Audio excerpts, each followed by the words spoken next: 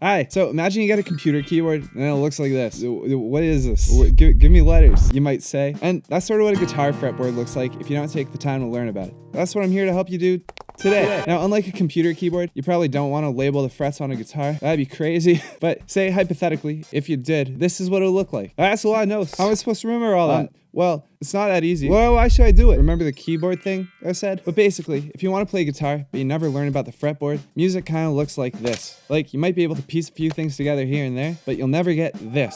Wow, I know. Okay, so the fretboard. Right now, even with the labels, it probably kind of looks like this. But to make it easier, let's just look at one string, the A string. So a few things here probably already look pretty familiar. That's the alphabet. Hopefully, you already have that memorized.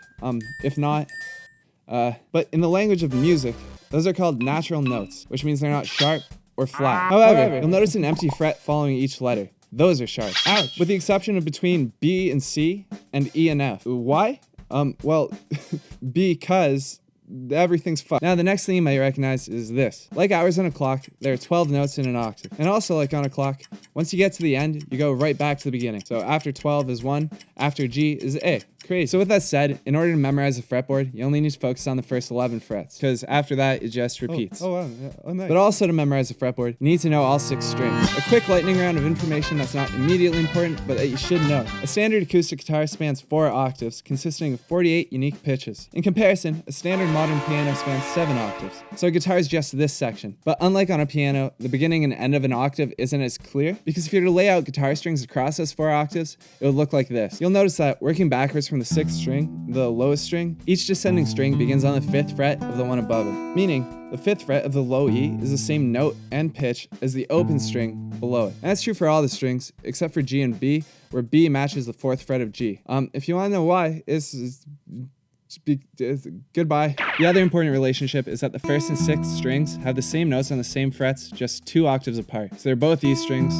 You know, guitar. So going back to our note clock, if you want to find the same pitch on a different string, just count up or down 5 per string. So if you're to lay out all the notes on a fretboard, it'll look like this. So for example, if you want to play B on the 6th string, you could play the same B here on the 5th string. You know what I mean? Music is math. So at this point, hopefully you understand the fretboard, and with enough time, you can figure out which note corresponds with what fret. And if you can, then in a way, you've already memorized the fretboard. Congratulations. But to get the most out of your new skill, you're gonna have to be able to pick out and play notes instinctively. Where's A? Oh, wow. Too slow.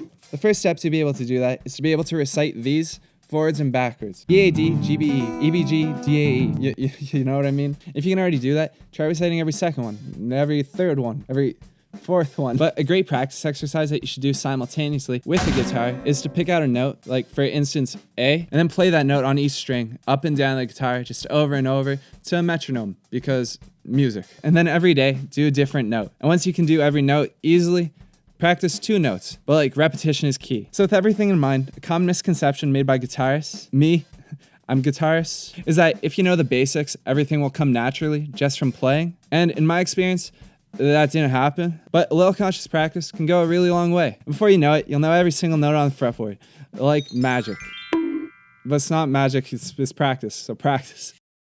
And yeah, that's everything for today. Thanks for watching. Thanks for making it to the end. Thanks for my patience. I hope you enjoyed the new style, the animated. Thank you for 100,000. As you guys know, my mom gets me cakes, and this was no exception. It was very good. That's why I have to be animated. I want you to see how much I ate. No, it really means a lot. And thank you. Thank you for watching. Thank you for subscribing. See you next time.